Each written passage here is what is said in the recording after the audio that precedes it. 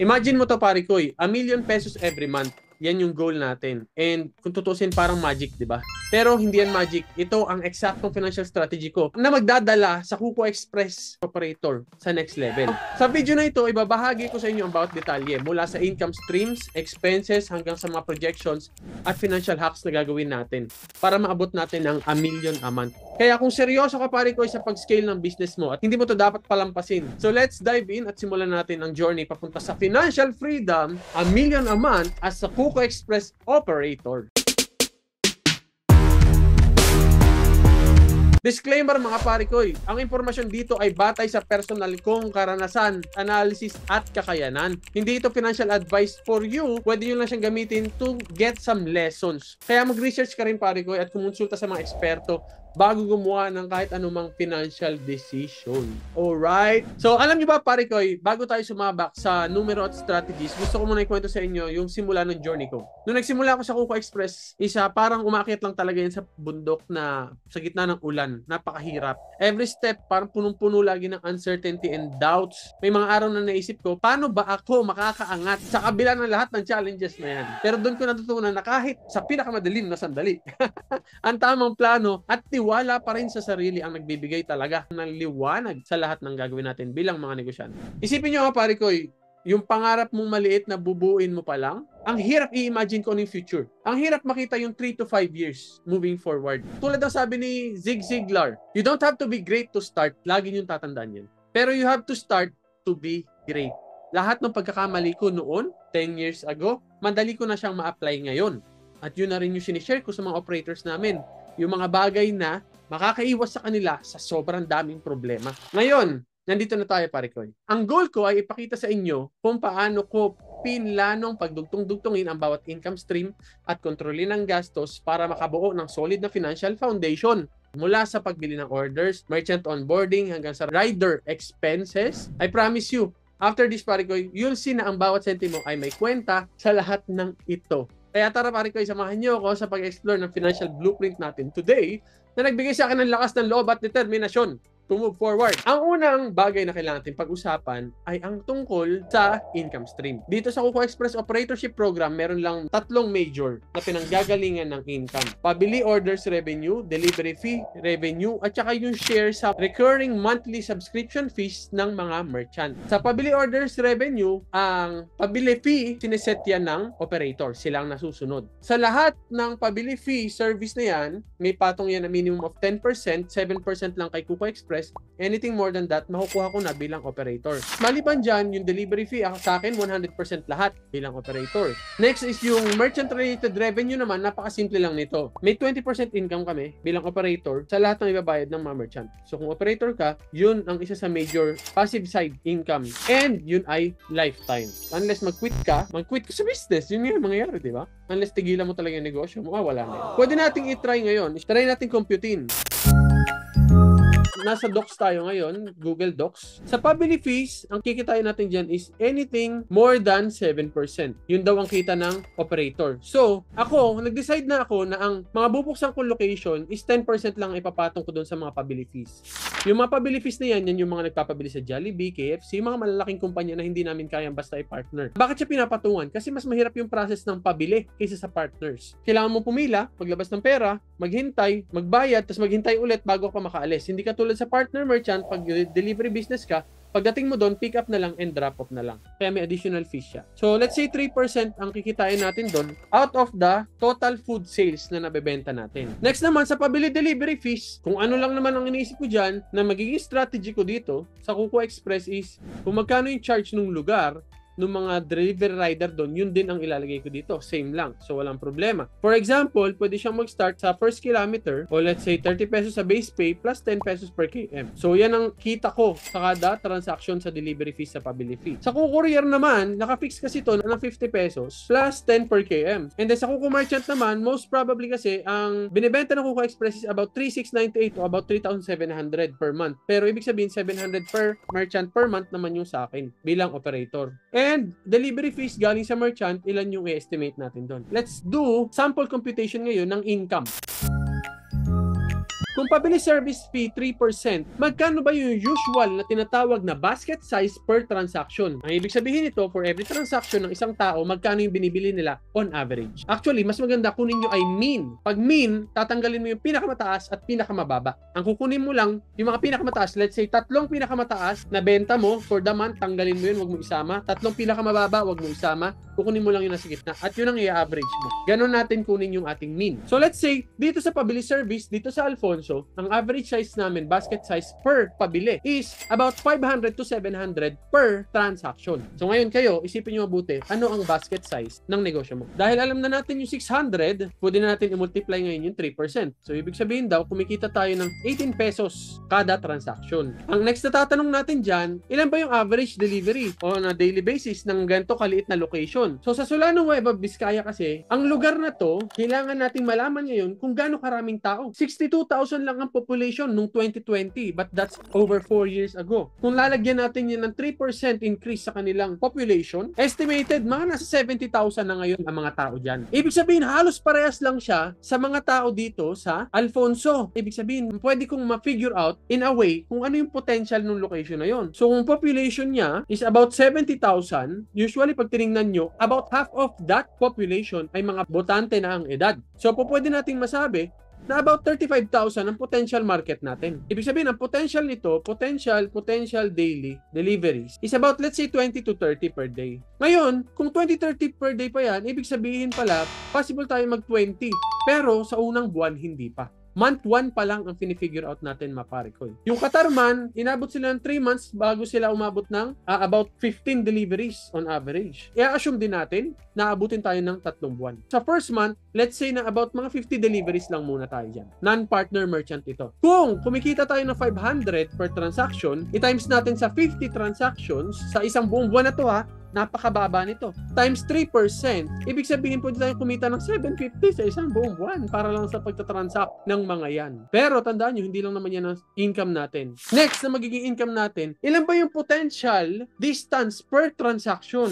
Ngayon, ito ang difference. Sa Alfonso, malayo ang binibilhan. Sa Solano, hindi. Nandun na sa mismong bayan ang mga stores. Yung mismong mga Jollibee, mga KFC, Goldilocks, gano'n, nandun na lahat. So, pwede nating sabihin, on an average, kapag ganyan yung sitwasyon, is nasa 3.5 kilometer per transaction ang average ng bawat pabili. Ngayon, ang next na dapat natin malaman, magkano ba per KM ang kinacharge natin? Ang gagawin ko ngayon is 20 pesos per KM kasi naka-promo kami sa first month plus 10 pesos per KM. Kung 3.5 kilometer per transaction, ita-times natin yun sa 50 at ita-times natin yun sa magkano yung 3.5 km. That would be 55 pesos on average transaction. Ibig sabihin daw, sa first month, possible na kitain ng Kuko Express operator ay about 9,625 pesos from 50 deliveries lang to. Ng buong buwan, ha? So, dito naman sa Courier, I don't think na maglalagay muna ako dito. I-zero out ko muna to kasi mahal to 50 plus 10 at hindi ito napapalitan. And then next na kailangan ko matutunan, sa first month ba, potential ba na may merchant na ako kaagad?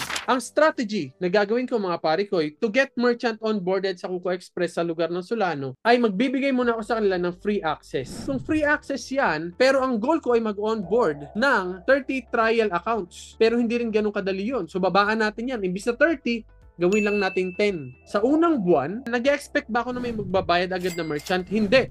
Pero, kaya ko bang mag-onboard ng 10 man lang na free merchant sa isang buwan?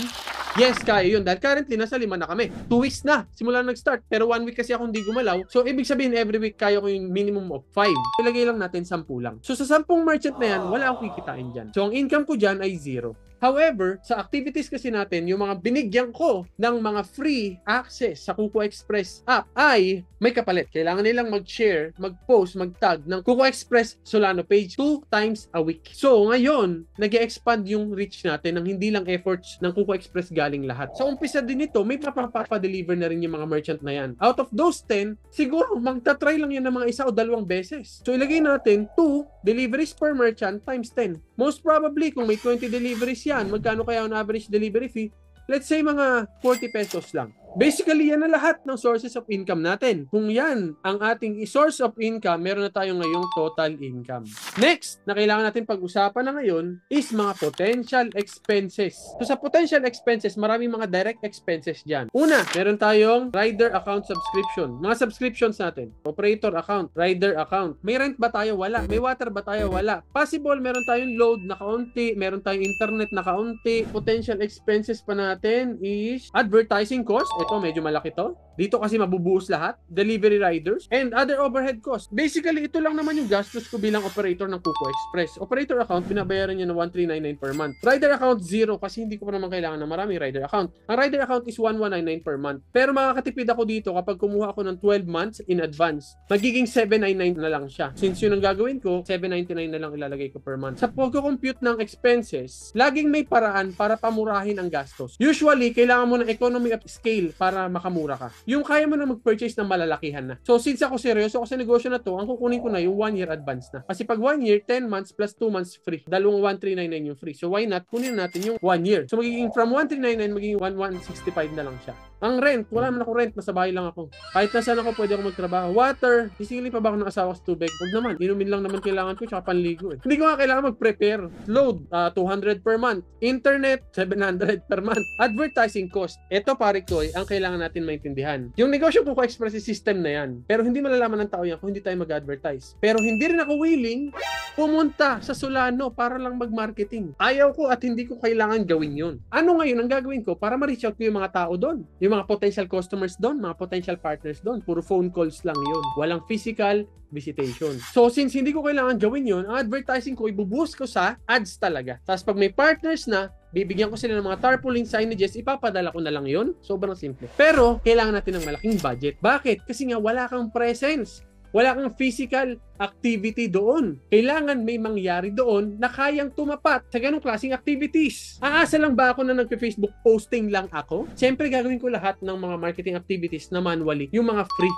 Lahat yan gagawin natin on a daily basis ng walang palya araw-araw. Magpapatulong din tayo sa lahat ng mga magiging partners natin doon. Magpapatulong din tayo sa riders. Ayan, nakuha na natin yung napakaraming signage ng mga merchant at magpapatulong tayo sa rider natin Pogi na to na magkabit ng mga flyers dun sa mga stores natin. Let's go! And then, gagamitan natin sila ng ads na non-stop everyday. Kailangan ba lagi may bago akong ad creatives which is provided din naman na yan ng Kuko Express. Pipili na lang ako sa collaterals folder namin kung anong gusto kong gamitin. So, ang gagawin natin sa advertising, magbabudget ako ng at least 600 per day, about 18,000 per month. Pagkatapos, ang delivery riders, ang babayad natin dyan is, napag-usapan namin, 40 pesos base pay plus 10 pesos per km. Wow! Teka lang, babalikan natin maigi. Eh yung sinisingil mo 20 pesos lang eh. So bakit mo gagawin 40? Eh dilugi ka na agad doon pare ko eh. Tandaan nyo, nasa month 1 pa lang tayo. Investment stage ito. Wala pa akong nilalabas na malaking pera. So, let's say 50 transaction per month, tapos 3.5 km. So, kada transaction, may 55 tayong kinikita. Multiply mo lang yung total delivery, 2.7 lang. So, 2.7 lang kinita sa delivery fees, babayad ka ng 3,750 doon sa magde-deliver sa'yo. Yes, why not? Okay lang yun kasi nagmamarket ka pa, nagsisimula ka pa. Promotional stage kasi tayo. Okay lang na magbayad ng mas mahal sa rider, masigurado ko lang na may tatanggap ng deliveries. Kasi pag wala, may hirapang mag-grow ang Kuko Express sa location na yun. Siyempre, may mga taxes pa yan, pero ang kukunin natin ngayon ay EBITDA. Ibig sabihin ng EBIT, earnings before interest, taxes, depreciation, and appreciation. Yan po ang ibig sabihin ng EBITDA. So, ito ay napaka-importante kasi hindi pa na nagbabayad ng tax agad-agad. Naiipon yan. Later part ka pa magbabayad ng tax. So, total expenses natin, total expenses is napakaliit lang din. Kung rider account, 0, rent, 0, water, 0, load, 200, monthly, internet, mag-clear tayo 700, let's say, magbigay tayo 500. And advertising natin, 18,000. So, ibig sabihin, sa first month, ang potential expenses ko pala, 24,000 ka agad. Ibig sabihin, lugi ka. Ano ba klaseng negosyo yan? Ito pala, may nakalimutan tayo. Di ba bibigyan natin ng merchant account ng libre? Eh, hindi naman libre ang merchant account. 3,700 yun per merchant per month. Pero ang maganda dito, binibigyan ni Kuko Express ng 80% discount lahat ng mga merchant na unang beses na magbubukas ng kanilang store. Ibig sabihin, hindi 3,700 ang gagastusin ko una. Ang gagastusin ko lang ay 739.6 lang per merchant. E meron tayo dito subsidized. Merchant subsidy. Kasi sinagot ko eh. So, ibig sabihin, kung kukuha ako ng 10 na magta-trial at ita-times ko sa 739, nag-invest pa ulit ako ng another 7,396. Pero dahil kumita ako ng 7,396, tataas ngayon ang income ko sa merchant ko commission dahil may 20% ako dito. So tumaas din ang income ko ng 1,479.2. So na-consider ko na yung gagastusin ko. Magkano ba gagastusin ko? Yun ang kailangan nyo i-figure out. So ang total investment ko pala for the month is 31,711. Malulugi tayo ng about 27,000 sa unang buwan. Intindihin nyo mga pare ko, hindi ka naman nag-invest agad. Wala ka nilabas na pera bago ka mag-start. Uulitin ko mga pare ko, hindi ito on the spot. Pagpasok mo umpisa pa lang, may 50 deliveries ka na agad per day. Hindi ganun yun. You need time to understand kung gaano kahaba at gaano katagal yung panahon na kailangan mo para ma-build yung customer base mo. Ang tanong dyan is paano mo siya at anong kailangan mong gawin para umabot ka sa point na kikita ka na. Moving forward, month 2. So kung i-estimate natin is 10 lang ang mapapatrial natin every month. Next month, hindi pa rin yan agad mag-onboard lahat kasi hindi porke nag-advertise ka ng worth 18,000 monthly. Okay ka na dun sa lugar. Sisikat ka na dun at ikaw nang pipiliin nila. Isipin nyo may competition pa din dun. Understood na hindi lahat yan kikita ka agad sa unang buwan. So kailangan ko na agad ng strategy para ma-make sure ko na yung merchant kasama ko pa rin. Kasi yung merchant, importante sila dahil sila rin ang tutulong sa akin na magkaroon ako ng mga customers sa location. Next na gagawin ko dyan, next month, ang i-offer ko dyan is trial, pero 50% off na lang. So kung 10 ako nung unang buwan na walang binayaran, probably next month, makakuha tayo ng 10 kahit 50% off lang yung iba dyan. Let's move forward. After kong gumastos ng 18,000 sa marketing, sa second month, ang expectation dyan is about 150 deliveries na rin yan for the whole month. Ibig sabihin ito, yung pabili delivery service fees natin, tataas na rin yan. Possible na kumita na tayo ngayon ng 2,250 na. So, ang total gross income natin sa second month is 12,100 na. Sa rider account, tingin nyo ba sa 5 deliveries per day, kailangan ko ba ng extra rider account? Hindi pa rin. So, 0 pa din yung rider account. Taasan na lang natin yung load. Gawin natin 400 per month. Merchant subsidy natin, ngayon tataas na. Nadagdagan ng 10, tapos, ang subsidy natin dito sa free, 1,849 times, ilan yung sinubsidized ko? 10. So, gumastos na ako ulit ng 18,000 pa. Mas mataas na ngayon. Yung sa rider natin, tumaas din. 75. Per transaction, 11,250 na yung gastos natin sa rider. Total expense natin, mas lalo pang lumaki. Pero always remember, may babalik na sa atin dyan na 20% from the commissions. So, makikita nyo, wow! Ano ba yan, Chikoy? Parang mas lalong lumaki gastos mo. Tandaan nyo, nag-i-invest pa rin tayo at wala akong balak pumunta doon, puro pera ginagamit natin. Third month, tapusin nyo to. Hintayin nyo dahil may major changes tayo sa third month. Dito magkakaroon ng malaking pagbabago, pare ko. So let's say, yung deliveries natin dyan, by minimum ay ina-expect na nating 300 na ang deliveries. 10 on average per day. Ang pabili service fees natin dyan ngayon ay magiging 4-5 na. Lumalaki na. However, ito ang bagong linya dyan. Meron na tayong full paying merchants by that time. And by that time, I'm expecting at least 10. 30 merchants na sila.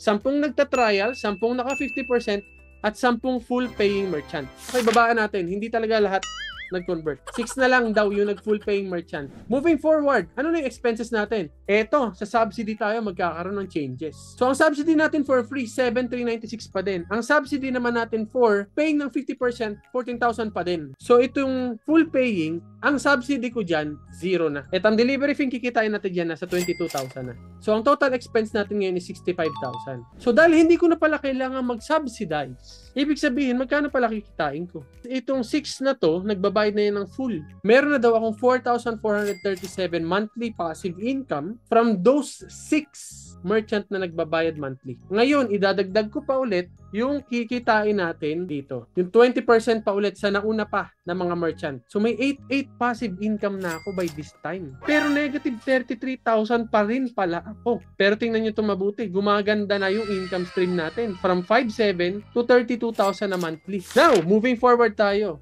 Idiretso ngayon natin sa month 4. Ngayon, by this time, nakapag-invest na tayo ng mahigit 100,000 na. Magbibigay pa ulit tayo ng trial merchant sa 10 merchant ulit. Makakuha ulit tayo ng 8, nagbabayad na ng 50%, pero madadagdagan na yan. Ng 8 galing din sa previous month. Ibig sabihin, 16 na sila. At yung 6, most probably 12 na yan. Ganun na sila karami by that time. 12 deliveries per day ang ilalagay natin. Pabili fees, about 5,400 na kikitain natin. Next, move forward tayo. Pwede bang tanggalin ko na yung promo? Pwede na ako magtaas ng 10 pesos muna. 10 piso lang. Ano ba yung market price nila? 50. Ano yung price ni Kuku? 30. So gawin na natin 40. Next, merchant delivery fees nakikitain natin ngayon dyan. Tandaan ninyo yung mga merchant na yan habang tumatagal, lumalakas yan. So tingin nyo, ilan ba dapat ang deliveries ngayon ng mga merchant per month para mabawi man lang nila yung 3,700 monthly na ibabayad nila? Kailangan nilang bumenta ng let's say minimum para break even, 12,000 monthly. Kailangan nila ng about 60 deliveries per month. Now, let's do the reality check mga pare ko. Kung 60 ang expected, let's say 45 lang. So ang delivery fees na manggagaling sa merchant, most probably ay 68,400 na. Third month pala, kailangan na natin ng rider account. So magdagdag na tayo ng 799 dito. So ngayon, nagiging mas malinaw na ano yung dapat paghandaan. Okay, moving forward, month 5. Ito na, paganda na to ng paganda mga pare ko. Dito sa month 5, nasa 20 na ang mga full paying merchants natin by that time. Remember, minimal pa rin ito na pwedeng ma-onboard sa merchant ng Kuko Express. So, ang kailangan natin gawin, merchant delivery fees. So, kung may 1.7, ang magiging delivery fees na natin dito ngayon, magkano na? 75 na din, hindi na 65. Imagine nyo mga pare ko, 38 merchants na ang kasama natin nagpo-promote sa Solano. Hindi na lang nag-iisa na nagsimula tayo nang wala tayong kasama. Gross income niyan, 168 na. Daily delivery na 72. Most probably, kailangan kong magdagdag ng rider account. And then, advertising, pwede ko na tong i-pull back ngayon. Pwede na natin tong bawasan. At ang merchant subsidy natin, pwede na rin natin to actually hindi na gawin. Alam nyo kung bakit? Marami ng merchant, sila na mismo ang nagtatanong. Sila na mismo ang nagre-reach out. At by that time, may mga transaction na. May mga customers na. Kung tutusin mga pare ko, pwedeng hindi na ako magbigay ng 50% off sa mga susunod pang merchant. Ang subsidy natin ngayon, nawala na ang merchant ng free, zero na. May subsidy pa rin ba tayo sa 50%? Yes. And then may 37,000 tayong expenses dito. Tingnan nyo mabuti to, mga pare ko, ha? 195, ibabayad natin yan sa rider. Dito nagsisimula ang mga magic na pwede natin gawin dahil may data na tayo at pwede na tayo mag-decide kung ano mga gagawin natin. Ang tanong ko sa inyo, kung estimated mo yan na nga yung kikitain mo per month, nandiyan ka na sa point na yan after 5 months, tas 5 lang ang rider mo, 39,000 ang ibabayad mo sa kanila per rider. Ibig sabihin, pwede mo nang i-manipulate ang rates mo sa riders. Pwede ka na ngayong mag-fixed income, fixed pay. Kahit gawin mong 30,000 na lang yung sahod per month, 1,000 per day. Nakikita nyo ako mismo na nagpo-post ako ng hiring ng 1,000 per day. Probinsya po kami, 520 ang minimum. Isipin nyo yun. Moving forward tayo. Ngayon, magkano pala ang kikitain natin dito sa Kuko Merchant Kuko Missions? First income, 22,188 na. Ang income natin from 30 merchant. Plus yung kinita mo pa dun sa 20% nung binigyan mo ng subsidy mo. Nag-subsidize ka ng 33 times 0.20. Ngayon, bilang operator, kumikita na ako ng 28 pero lugi pa rin na subsidize pa rin ako ng ganito kalaking amount. Pero, kung titingnan nyo, dito na nagsimula maging positive ang result. Moving forward, 50% off. Magbibigay pa ba tayo ng ganyan? Wala na tayo nagpapatrial. Most probably din ito mga pare ko. By this time, medyo mahirap nang humanap ng merchant kasi nailagay mo na dyan karamihan ng merchant. So let's say ang mag-move forward dito na magta-trial account, nasa 40 na yung paying. Sabihin natin na yun na yung pinaka-ceiling natin yan. And then yung magta-trial siguro mga 8 na lang, ganun. Paliitin na natin. Merchant deliveries per month, let's say 55. 2,640 ng transaction nila per month, 198,000 ang merchant delivery fees, 103 ang deliveries per day na ibig sabihin kailangan na natin magdagdag ng ulit ng another rider. Ngayon, eto na. Kung mapapansin nyo, 3,000 wala kang kinita. Meron pa tayong commissions. Tandaan nyo, ilan na lang sinasubsidize natin ngayon? 8 na lang. Generally, after 6 months nang talagang sobrang baba lagi mong lalagay mong input is 14,000 pesos na yung kinikita mo dito. Sobrang baba nito mga pare ko ya. Pero ito na yung first time ng buwan na kumita na tayo after 6 months worth of effort. After investing about 163,000 pesos sa strategy ko to ha. Siyempre kanya-kanya tayong strategy. Month 7, let's move on. Dire-diretso natin yan. Ito kasi, pwede kayang tanungin ko na Sir Maya. Sir Maya, pwede ba nandiyan ka ba? Yung pabili mo ba, 30 pesos din ba? 40 pare ko 40 plus 10. 40 plus 10 per km. Sobrang baba ng 30 pesos, di ba? Pang promo lang yun eh. Oo nga eh. Thank you Sir Maya. Ibig sabihin, possible, nasa 85 na per transaction. After nito, most probably, stop na ako. Hindi na ako kuha ng merchant. Sabihin natin 45 lang in total merchant ang nakuha natin kabuuan na nagbabayad. Ibig sabihin yan, kikita ako bilang operator ng 33,282 monthly from the subscription ng mga merchant. At ang merchant na yan, kung tutuusin, dapat 65 transaction, ang minimum pa rin yan ha. 219,000 merchant delivery fees, 112 deliveries na per day. Ibig sabihin lang din ito, kailangan na natin magdagdag ng riders. Kailangan maging 7 na sila. Dito na nagsimulang gumanda mga pare ko. May sinasubsidize pa ba tayo by this time? Wala na. Hindi na kailangan mag-subsidy. On average, magkano binabayad natin sa rider? 36,000 per rider. Ito na ngayon yung tuloy-tuloy na mangyayari sa'yo sa bawat buwan na papasok sa isang location. Dito positive na tayo and all you have to do is eto na pwede mo nang i-manipulate ang delivery fees mo. Pwede mo nang baguhin yan. Pwede mo nang i-offer yung 30,000 monthly per rider. Para kumita ka pa ulit ng extra additional 6,000 per rider. Kung kukumputin mo yung 6,000, may additional 42,000 ka pa ulit monthly. So yan ang nagiging benefit ng alam mo. So ngayon, meron na tayong visual representation kung magkano ba yung kinikita natin monthly for one location. Pero, tandaan nyo lagi, ang setup na ginawa natin is one location plus lahat ng delivery fees na kinikita natin, binibigay lang din halos sa rider. So, ganyan mag-compute one page financial plan. Grabe, ang boring, di ba? Ang boring magbilang ng pera at makita yung ilalabas mong pera. Pero because of that, alam mo kung kailan at gaano katagal ba yung magiging traction mo bago mo siya marireach. Yan pare ko, yung aabangan nyo sa Project Amam. Kailan ko marireach, at least man lang, itong 40,000 monthly, isi-share ko po yan sa inyo sa ating vlogs. You will understand and see kung ano yung nangyayari long term, 1 year, 18 months, 2 years. Makikita mo kung ano yung dapat mong paghandaan. Ano yung sikmura na kailangan mong i-ready.